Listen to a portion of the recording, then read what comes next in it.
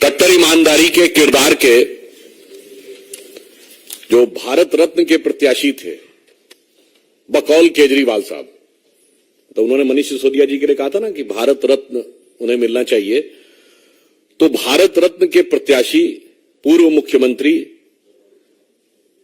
पूर्व उप मुख्यमंत्री श्री मनीष सिसोदिया जी, जो वर्तमान मुख्यमंत्री केजरीवाल जी की तरफ से भारत रत्न के प्रत्याशी थे, अब उनकी पार्टी के लाल और जवाहरात जितने भी हैं वो अभी फिलहाल हवालात में हैं। और पिछली सर्दी से इस सर्दी का मौसम आ गया, इस दरमियान 6 बार उनकी बेल एप्लीकेशन रिजेक्ट हुई है, 6 बार जमानत की अर्जी रिजेक्ट हुई। और इस बार जो सर्वोच्च न्यायालय ने अपना ऑब्जर्वेशन दिया है, जो प्रेक्षण दिया है, वो एक मामले में और भी गंभीर है। कारण केजरीवाल जी पूरी नाटकीयता के साथ यह बात बार बार बोलते थे कि पैसा कहां है, पैसा कितना है। यदि आप आज के सुप्रीम कोर्ट के ऑब्जर्वेशन को देखेंगे तो उसमें सिर्फ जमानत याचिका खारिज नहीं की गई है, बल्कि 338 करोड़ रुपए प्रथम दृष्टया स्थापित होते हुए दिख रहे हैं। यानी जो वो पैसे की बात करते थे और जो मनी ट्रेल की बात करते थे, वो आज लीगली स्टैब्लिश होती हुई दिख रही है। यानी इस समय अब ये सिर्फ एक एलिगेशन नहीं है, इस ऑब्जर्वेशन के बाद अब ये सिर्फ एलिगेशन नहीं है, अब ये सिर्फ सब्सटेंटिव एलिगेशन भी नहीं है, बल्कि अब इसके अंदर क्वांटिटेटिव सबमिशन भी हो गया है। Means up till now it's not just an allegation, it is neither just a substantive allegation, but now it has come with a quantitative submission of the amount of 338 crores which is money trail is being probed। और अगर हम ये कहें तो ये अब सिर्फ आरोप नहीं है, सिर्फ तथ्यात्मक आरोप नहीं है, इसमें संख्यात्मक स्थिति भी सामने आ गई है। अभी तक वो कहते थे पैसा है कहां, वो जितनी भी बातें करते थे केजरीवाल साहब, तो पैसा मीडिया की रिपोर्ट में नहीं बताया जाता, पैसा जांच एजेंसी बताती है न्यायालय के सामने, और न्यायालय के समक्ष उपस्थित साक्ष्यों के माध्यम से यह पैसा उजागर हो रहा है। अब मुझे लगता है केजरीवाल जी की सरकार को बताना पड़ेगा न्यायालय को कि पैसा कहां है, ये शराब घोटाले का पैसा कहां है। लगता डूब गया है पैसा। वैसे शराब में बहुतों का पैसा डूबता है, उन्होंने दिल्ली की आम जनता की कमाई का पैसा भी डुबोया है, और मुझे लगता है कि वो ऐसे डूबे होंगे कितनी आसानी से इसमें उबरने का चांस नहीं है। जो कहा गया ना कि शराब के लिए कि हजारों घर हैं डूबे बोतलों के बंद पानी में, जो इसमें डूबे वो न उबरे जिंदगानी में। तो I am having serious doubts कि whether they will be able to overcome out of this case of corruption.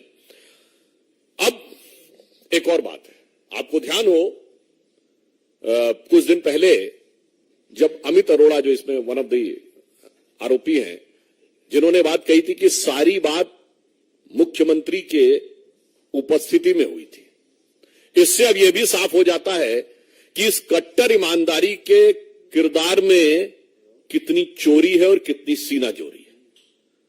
महत्वपूर्ण बात यह भी है कि उत्तरोत्तर भ्रष्टाचार के आरोप तथ्यात्मक दृष्टि से स्थापित होते चले जा रहे हैं, उत्तरोत्तर जमानत याचिकाएं खारिज होती चली जा रही हैं, परंतु फिर भी, जिसे एक हिंदी की कहावत होती है, देखिए इसलिए मैं कह रहा हूं वो तो कोर्ट के द्वारा प्रूव होगा, पर जो प्राइमा फेसिया दिख रहा है, कहावत है वो लागू होती है, चोरी ऊपर से सीना चोरी। ये इस समय आम आदमी पार्टी के कैरेक्टर में बहुत साफ दिखाई पड़ने लगा है। इसलिए, और मैं तो बल्कि ये कहूंगा कि चोरी और सीनाजोरी के साथ साथ वो इसके अंदर एक नाटकीयता का पुट भी देने का सदैव प्रयास करते हैं। कभी शहीद भगत सिंह जी के परिवार वालों का आपत्ति आई थी, उनकी फोटो लेके चलने लगते हैं। कभी शराब घोटाले में लिप्त पार्टी एक पौवे के बदले दूसरा पौवा फ्री देने वाली पार्टी महात्मा गांधी की समाधि पर जाकर कसम खाती है कि हम ईमानदार हैं।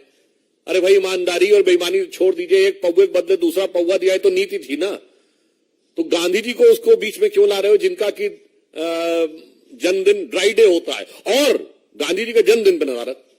तो इसलिए मैंने कहा कि चोरी, सीना चोरी और उसके ऊपर से यह नाटकीयता, ये आम आदमी पार्टी का स्वाभाविक सहज चरित्र बनता चला जा रहा है।